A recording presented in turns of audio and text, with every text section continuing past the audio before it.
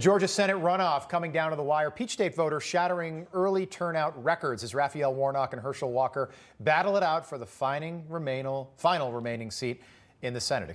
Joining us now is Georgia Congressman and member of the House Budget and Energy and Commerce Committees, Buddy Carter. Sir, thank you for joining us this morning. We had on Congressman Jack Kingston on earlier. He's pretty optimistic that Herschel Walker can win. Recent polling showing a tie between the two candidates. How do you see this playing out? I see Herschel winning. We've had record turnouts, over 200,000 people the first weekend of Saturday voting that we had.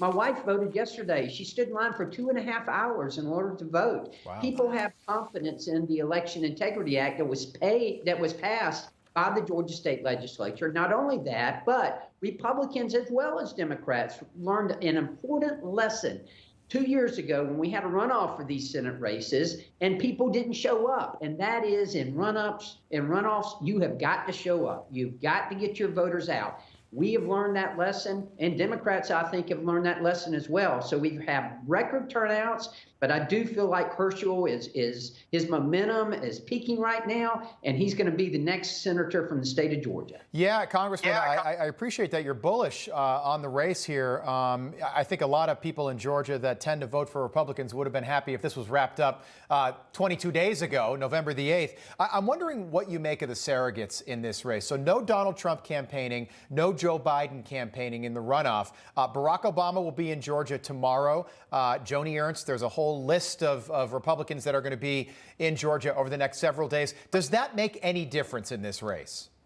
I don't think so. I think that as far as Republicans go, they understand. Raphael Warnock is one of the most liberal members of the United States Congress, and he does not represent the values of the average Georgian. That's why we need Herschel Walker, a conservative who will represent the values of our state. And we don't need people from other states coming in telling us how to vote. We know how to vote. We understand what our values are in the state of Georgia, and we're going to vote for our values. We will be paying attention to that for sure over the next week. I want to move on to President Biden, who's lifting a key oil sanction on Venezuela, allowing Chevron to pump oil into the country.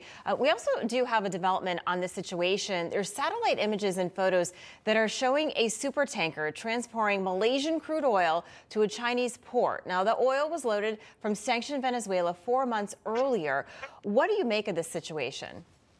Well, this is obviously the Biden administration and their misguided policies on energy. Here, this president is bowing to the demands of dictators and going and begging them to pump more oil. And don't forget, this is dirtier oil than what we have here in America.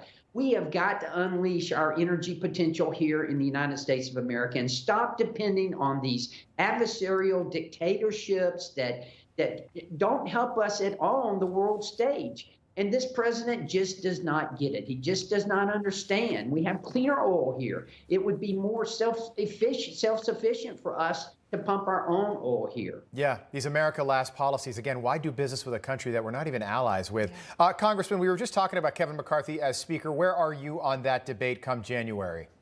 Well, we're going to get Kevin McCarthy elected the next Speaker of the House. I know there's a lot going on right now, a lot of chatter out there, a lot of noise, but I can assure you Kevin McCarthy will be the next Speaker of the House of Representatives. Now, the next couple of days are pivotal, and I think your previous guest made some good points, and that is we've got committee assignments. This morning, we're going to have another Rules Committee meeting, and that means that we're going to be adopting rules for our conference. And I do think that these members who are holding out or saying they're holding out, that one of the reasons is because they want to see more committee assignments with their peers and with those who think along the same lines they do, and they want to see some more rules adopted.